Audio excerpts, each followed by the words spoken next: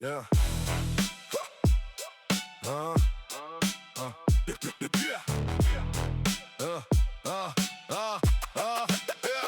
Zum Glück hat Gott den Sonntag zum Ausruhen einplanet. So haben sie im Mittelalter wenigstens einen Tag in der Woche geruht.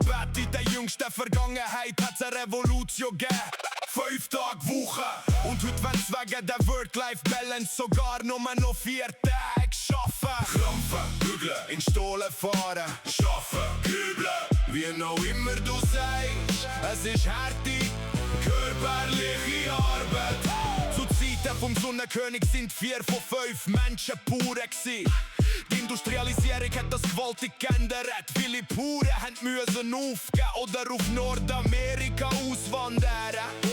Heute sind in der Schweiz grad noch 4% Pure.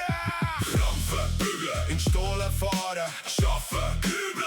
Wie auch immer du sagst, es ist harte, körperliche Arbeit. Immer mehr Menschen haben in den Fabriken geschafft. Arme Bäuerli haben gehofft, das Glück in der Maschinenwelt zu finden. Eine gefährliche, harte und schlecht zahlte Arbeit.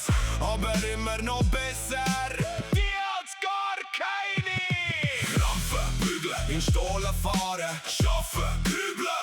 Wie auch immer du sagst, es ist harte, körperliche Arbeit. Nach dem Zweiten Weltkrieg hat's eine neue Form von Arbeit gegeben. Dienstleistungen sind immer wichtiger geworden in der modernen Welt. Verwaltung ist gewachsen bei den Förder, Banken und den Firmen. An Arbeit, wo dreckig hingeht, hat man gern den Gastarbeiter überlassen. Krampfen, bügeln, in Stollen fahren, schaffen, grübeln. Wie auch immer du sagst, es ist harte,